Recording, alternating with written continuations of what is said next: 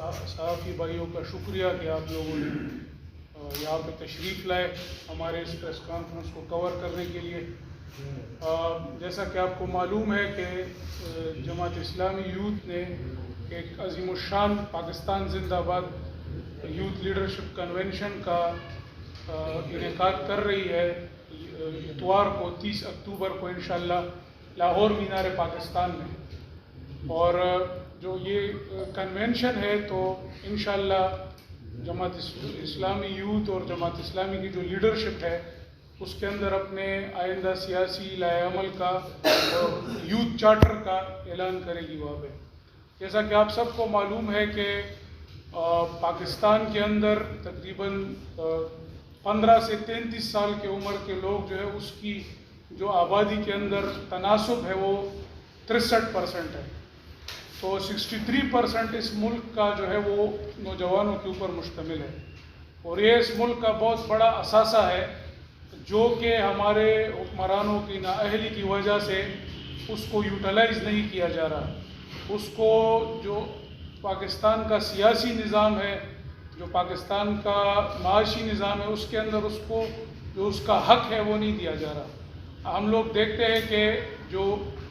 نوجوان ہیں اس کے مسائل جو تعلیم سے وابستہ مسائل ہیں، ان کے یہاں پہ تعلیم کے مواقع موجود نہیں ہیں، جو ان امپلائمنٹ کے حوالے سے مسائل ہے۔ آپ دیکھتے ہیں کہ لاسٹ تقریباً اس کے اندر جو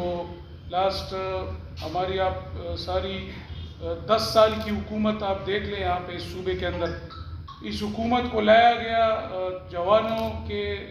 نام کے اوپر، یوتھ کے نام کے اوپر، اور ان کا جو مشہور نعرہ تھا وہ یہ تھا کہ جی ہم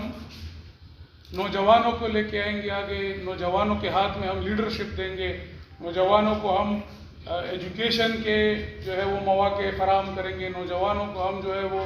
امپلائمنٹ کے مواقع فراہم کریں گے۔ لیکن آج یہ حالت ہے کہ یونیورسٹیز کے اندر جو ہے وہ تنخواہوں کے لیے پیسے نہیں ہیں،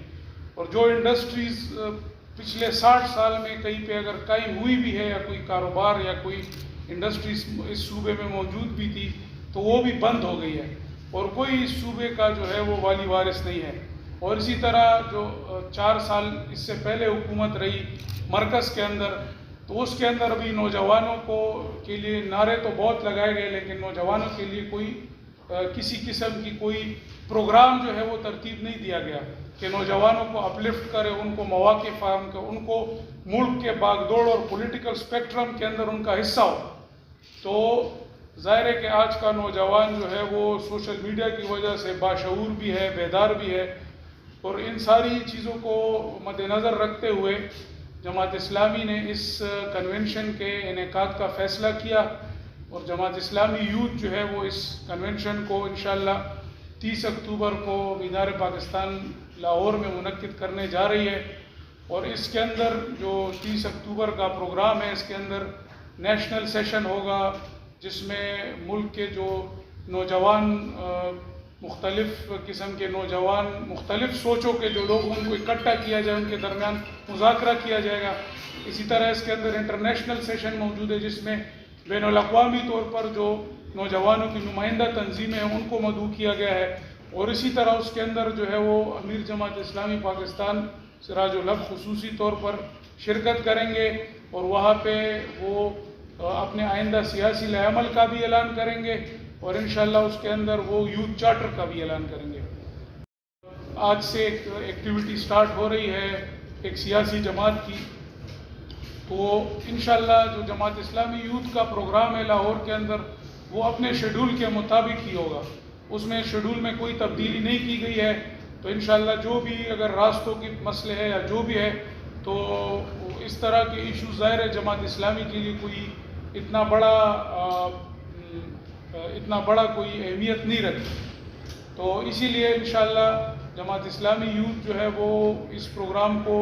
منعقد کرنے جا رہی ہے، اور انشاءاللہ لاکھوں،